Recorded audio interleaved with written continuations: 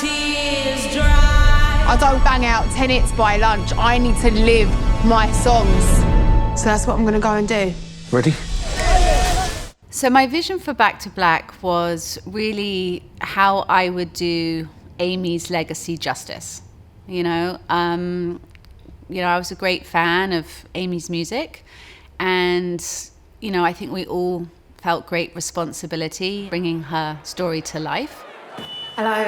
And so I wanted to find a balance of creating a style that would not be too overly stylized, something that people could connect to in a way that didn't feel overly glossy, more real and visceral, and also somewhat gritty. I think that Amy's life was surrounded a lot with color. She really enjoyed lots of bright hues, so she would wear a lot of pinks, and she painted her flat with oranges and pinks and very saturated colors. So it was an interesting challenge for me to try and create the right tone that would feel correct for telling her story, but would also embrace the colors that she enjoyed in her life. The way that we achieved this was to use a bleach bypassed emulation. I worked with my colorist Natasha Leonette at Picture Shop, and we tested a bleach bypass emulation that they created for me by scanning a bleach bypass stock, and adjusted that so it would feel like the right tone really to tell Amy's story. I want people to hear my voice. And just forget their troubles for 5 minutes. Do you know what girl power means to me? Sarah Vaughan, Lauryn Hill. You need to know this. I think the interesting thing about the film is that it really just portrays that Amy really just wanted to be loved, and she wanted to be accepted. And I think that she wanted to feel that love not only from her family, but also from the people in her life. And when she didn't get that love, like so many people, she sought solace in alcohol and then in drugs. And we had to find a visual approach that would tell that story in a way that wasn't over the top and was subtle enough to kind of help people to understand who she was and what she struggled with. What do you think? It's magnificent. From primary school to sell out concerts. I love the Alexa camera. I've used it for many years. And when the Alexa 35 came out and I was prepping this project, I tested it against the LF. But I really chose the Alexa 35 mainly because of its sensor size.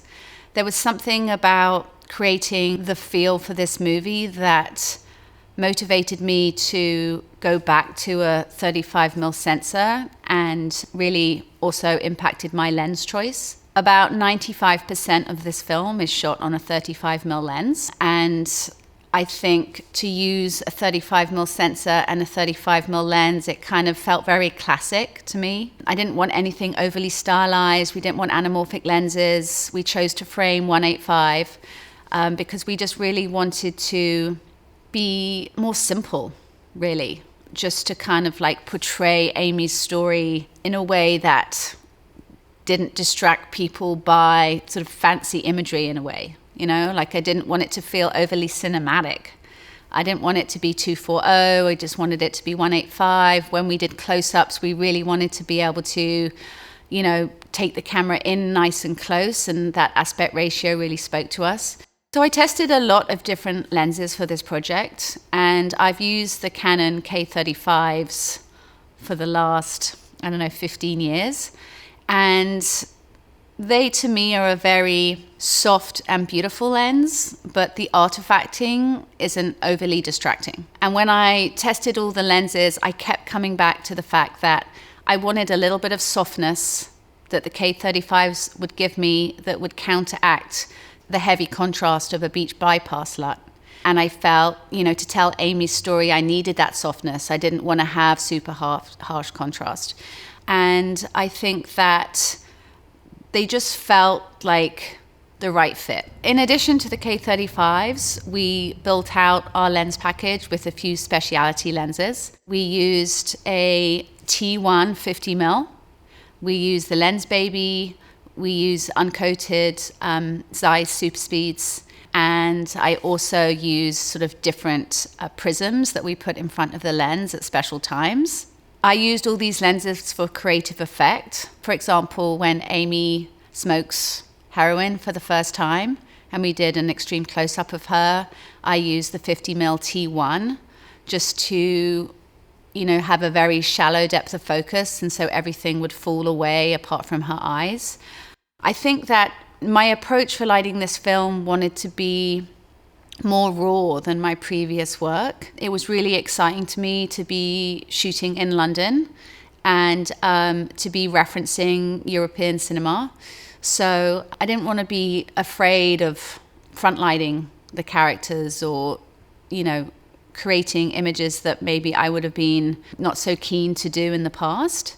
So I really embraced it, and I think that sort of willingness to lean into, a more natural approach really helps to create a visceral and raw style for the film, which feels right for Amy's story.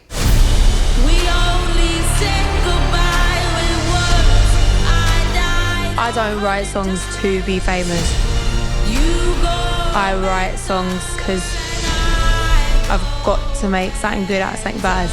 We looked at actual footage of the performances that she did at the Grammys and at Glastonbury and at Shepherd's Bush Empire. So I ended up having to get in touch with the lighting designer that actually worked with Amy on her shows and find out what fixtures and units they used to light her performance back then.